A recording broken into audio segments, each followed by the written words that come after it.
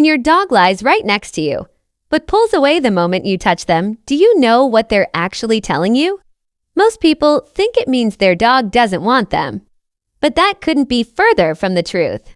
What your dog just did took more emotional courage than most owners will ever realize. And if you misread this moment, you might quietly break the only bond they were brave enough to offer. Let's break down what's really behind this. When touching them ruins what they came for.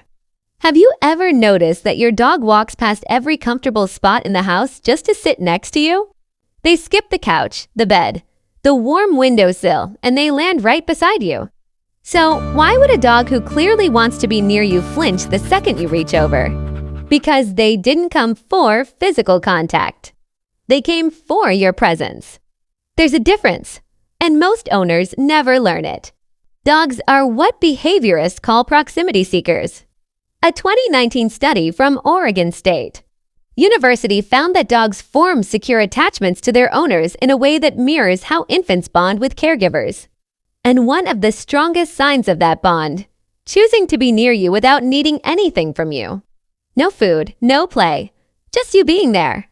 When your dog lies next to you, they're soaking in your warmth, your breathing rhythm, your scent, your calm energy.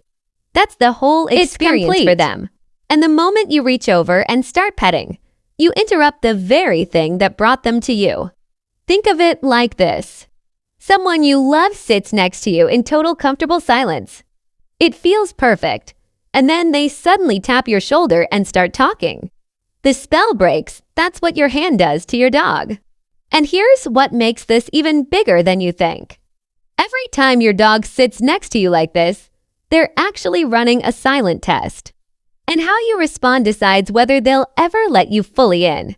Stay with me until the end, because what your dog is really measuring in that moment will change the way you see them forever. You always reach for them the wrong way. Why do some people touch a dog and the dog melts? But when you do the exact same thing, your dog tenses up and walks away? It's probably not what you're doing. It's how you're starting. Most owners reach for their dog from above, straight down toward the head. It feels natural to you, but to your dog, a hand coming from above triggers the same alarm as a predator swooping in.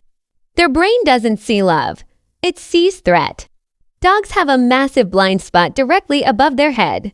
So, when your hand drops in from a direction they can't fully track, their nervous system fires before their brain even has time to recognize it's you. That flinch isn't rejection, it's reflex. The fix is simpler than you think. Let your hand approach slowly from below their chin line, where they can see it the entire time. Better yet, extend a single finger near their nose first and let them close the gap. When a dog bumps into your hand on their own terms, they're saying yes. When you go straight for the pet, you're skipping their entire consent system. Animal behaviorist John Bradshaw found that dogs who are allowed to initiate contact show significantly lower stress hormones during interactions. It's not about whether you touch them. It's about who starts it. One small shift in how your hand moves and the dog who always pulled away might finally stay. And hey, if your dog has ever done this to you and now it finally makes sense, hit like and subscribe so we can help more people decode what their dog actually needs from them. 3. Their skin feels your touch 10 times more. What if the way you pet your dog doesn't feel gentle to them at all? What if what you think is soft actually feels like too much? Here's something most owners never think about. Your dog's skin is packed with nerve endings far more densely than yours. What registers as a light stroke on your arm lands on their body with way more intensity. Imagine someone rubbing your sunburn and calling it affection. That's closer to what a lot of dogs experience when we pet them the way we'd pet a dog. And it goes deeper than just sensitivity. Dogs have specialized sensory receptors called mechanoreceptors that pick up pressure, vibration, and even tiny temperature shifts.